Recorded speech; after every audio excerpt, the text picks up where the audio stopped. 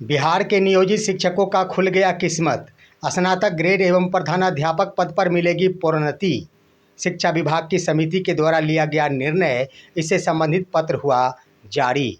हाथ मलेंगे बिहार के विशिष्ट शिक्षक। वहीं गया जिले के एक शिक्षिका ने भी प्रोन्नति संबंधी केस माननीय उच्च न्यायालय के माध्यम से जीती। वहीं पर पीएचडी, जेआरएफ एवं नेट क्वालिफाइड शिक्षकों का कॉलेजों में नहीं हो सकेगा प्रतिनियुक्ति, आदेश हुआ निरस्त।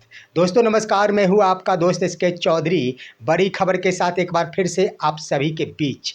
सबसे पहली बात दोस्तों कि वर्षों से सपने सजाए बिहार के शेष बचे नियोजित शिक्षकों का किस्मत खुल गया है, और यह किस्मत इस रूप में खुला है कि उन सभी को अब प्रोन्नति बहुत ही जल्द मिल जाएगी। सबसे पहली बात दोस्तों कि इसके अंतर्गत प्रधानाध्यापक पद पर प्रोन्नति मिलने संबंधी आदेश भी पारित हो गया है। समिति की एक बैठक में फैसला ले लिया गया, लेकिन इसमें अहम भूमिका निभाया गया है बिहार के जाबाज शिक्षक नेता बंशीधर ब्रजवासी के द्वारा।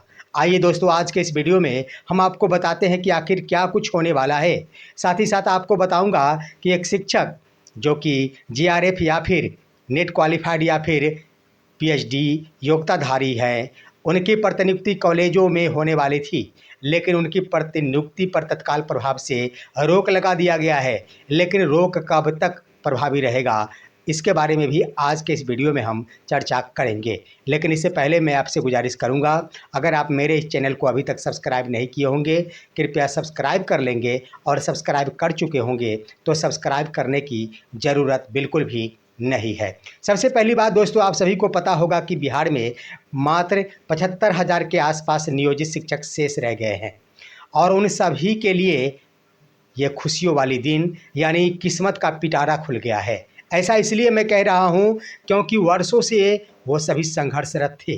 वो संघर्ष कर रहे थे कि हमें नियमावली के आलोक में प्रोन्नति मिलनी चाहिए। दोस्तों इसके अंतर्गत कई तरह के प्रावधान किए गए। सबसे पहली बात कि माननीय पटना उच्च न्यायालय के द्वारा तीन केस में जजमेंट दिया गया कि इन सभी को प्रोन्नति दिया जाए, परंतु शिक्षा विभाग के स्तर से इस पर कोई भी पहल नहीं किया गया था। लेकिन अब दोस्तों इसमें जब भूमिका निभाया गया बिहार के शिक्षक नेता और एमएलसी बंशीधर ब्रजवासी के द्वारा, उसके बाद शिक्षा विभाग की समिति के द्वारा इस पर अंतिम रूप से फैसला ले लिया गया है। दोस्तों आखिर समिति ने जो फैसला लिया है इसका जिक्र एक पत्र जारी किया गया है, वह उप सचिव बिहार विधान परिषद के स्तर से जारी किया गया है। उसी के माध्यम से स्पष्ट होता है। वो पत्र भी आपके स्क्रीन पर दोस्तों जरा देख रहे होंगे। यह पत्र लिखा गया है बिहार विधान परिषद के उप सचिव के द्वारा, जो कि शिक्षा विभाग के सचिव को लिखा गया पत्र है। इसमें स्पष्ट रूप से लिख दिया गया है कि एमएलसी बंशीधर ब्रजवासी के द्वारा 4 जून 2026 को शिक्षा विभाग की समिति के समक्ष एक बैठक आयोजित की गई थी, और समिति के द्वारा यह निर्णय लिया गया कि वर्ष 2006 से लेकर वर्ष 2012 तक जो भी नियुक्त शिक्षक थे, जो स्थानीय निकाय के शिक्षक हैं, उन्हें प्रोन्नति दिया जाएगा, और नियमानुकूल उन्हें स्नातक ग्रेड एवं प्रधानाध्यापक पद पर प्रोन्नति दिया जाएगा।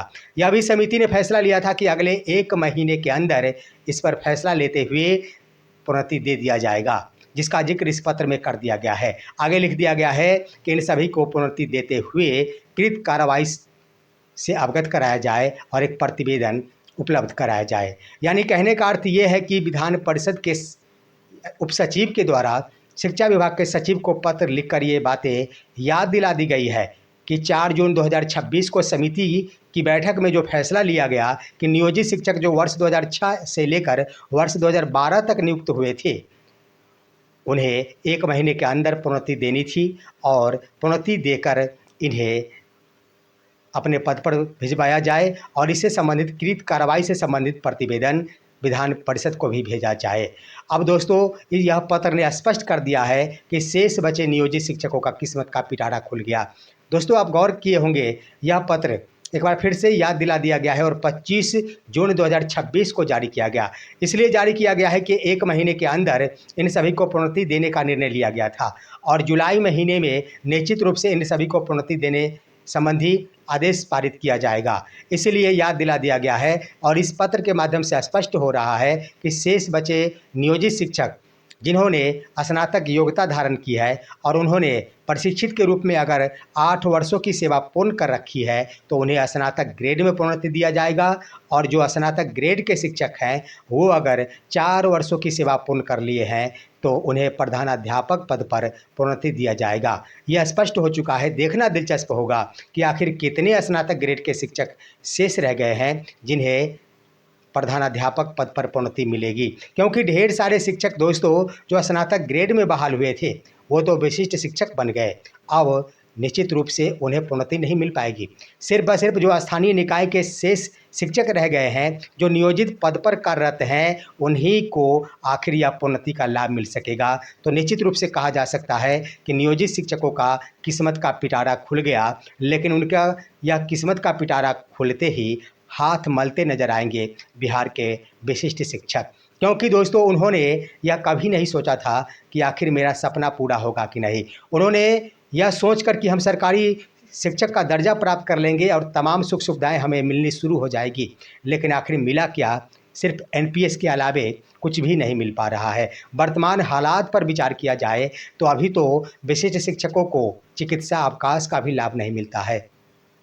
उसके बाद अर्जित अवकाश हो या फिर अन्य कोई भी अवकाश का लाभ नहीं मिल पा रहा है। अगर लंबी छुट्टी पर 1 महीने की छुट्टी पर जाना हो तो उन सभी को आखिर वेतन कटवा कर ही छुट्टी पर जाना पड़ेगा। अधिकतम 2 महीनों के लिए ही जा सकते हैं, इससे ज़्यादा उन्हें छुट्टी नहीं मिल सकेगी। तो इस तरह से दोस्तों यह स्पष्ट हो चुका है कि जो ही नियोजित शिक्षकों को यह प्रोन्नति मिलेगी, निश्चित रूप से विशिष्ट शिक्षक हाथ मलते नजर आएंगे। यह निश्चित रूप से कहा जा सकता है कि वर्षों की सेवा देने के बाद आखिर नियोजित शिक्षकों का रास्ता खुलेगा, तो वहीं पर विशिष्ट शिक्षकों का किस्मत का पिटारा आखिर सदा के लिए कहीं बंद न हो जाएगा। वहीं पर देखा जाए दोस्तों, गया जिले की एक शिक्षिका है, गया जिले के अंतर्गत पदस्थापित एक शिक्षिका, जिन्होंने प्रधानाध्यापक पद पर प्रोन्नति के लिए माननीय पटना उच्च न्यायालय में याचिका दायर की थी और उसमें भी माननीय पटना उच्च न्यायालय की ओर से उस शिक्षिका को जीत दे दी गई है। यानी शिक्षा विभाग को आदेशित कर दिया गया है कि शिक्षिका को 8 सप्ताह के अंदर प्रधानाध्यापक पद पर प्रोन्नति दिया जाए। वो भी स्थानीय निकाय की ही शिक्षिका है दोस्तों।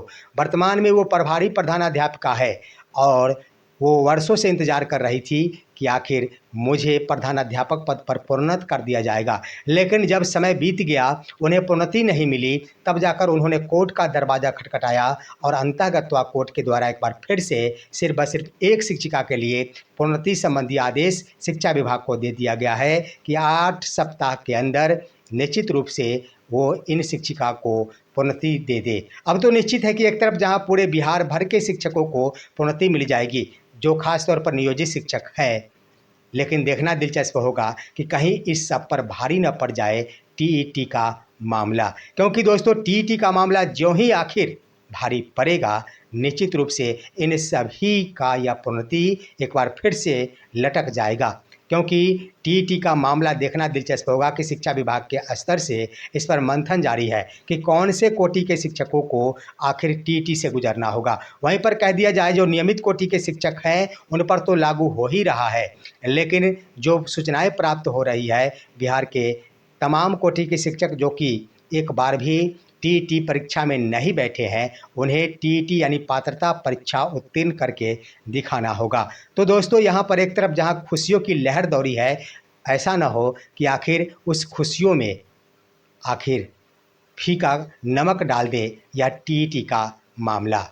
वहीं पर दोस्तों एक अन्य खबर ये है कि बिहार के वो शिक्षक जो पीएचडी या फिर जेआरएफ या फिर नेट क्वालिफाइड है, उनके लिए एक बड़ी सूचना आई थी कि उन सभी की प्रतिनियुक्ति बिहार के 211 नए जो कॉलेज खोले जाएंगे उन सभी में की जाएगी।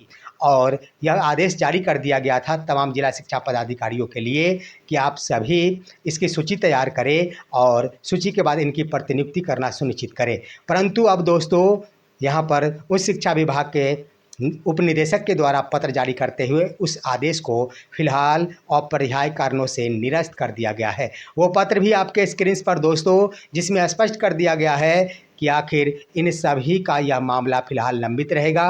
अपरिहार्य कारणों से जेआरएफ या फिर नेट क्वालिफाइड या फिर पीएचडी क्वालिफाइड डिग्रीधारी की प्रतिनियुक्ति नहीं की जा सकेगी और उनके प्रतिनियुक्ति अपर्याय कारणों से स्थगित की जाती है।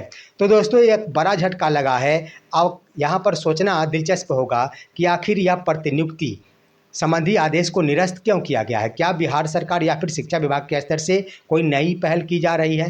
दोस्तों, मेरा विश्लेषण कहता है कि इन सभी की प्रतिनियुक्ति जरूर से जरूर की जा सकेगी, लेकिन आखिर यह रोका गया है तो मेरा मानना है कि ट्रांसफ़र के कारण इन सभी को अभी फ़िलहाल इंतज़ार करना पड़ेगा, क्योंकि अभी शिक्षकों का ट्रांसफ़र होना है। और ट्रांसफ़र के क्रम में हम आपको बता देना चाहेंगे कि 5 वर्षों की सेवा पूर्ण करने संबंधी आदेश पारित किया गया है। जो नई ट्रांसफ़र नीति है उसके अंतर्गत प्रावधान किया गया है कि 5 वर्षों की सेवा पूर्ण की होनी चाहिए, तभी सामान्य स्थानांतरण हो सकेगा।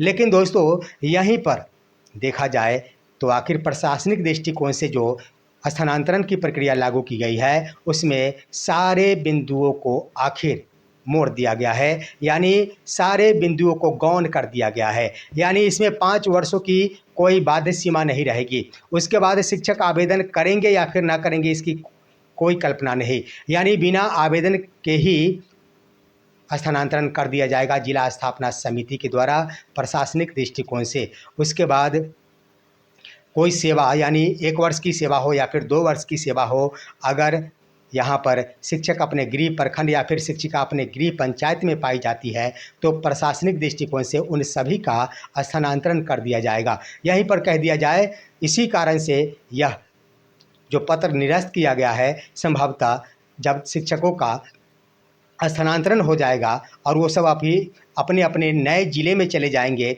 अपने अपने अलग प्रखंड में चले जाएंगे या फिर जहाँ भी विद्यालय होगा वहाँ चले जाएंगे, तो वहाँ जो निकटवर्ती नए कॉलेज होंगे उसी में उनका पदस्थापन हो सकेगा।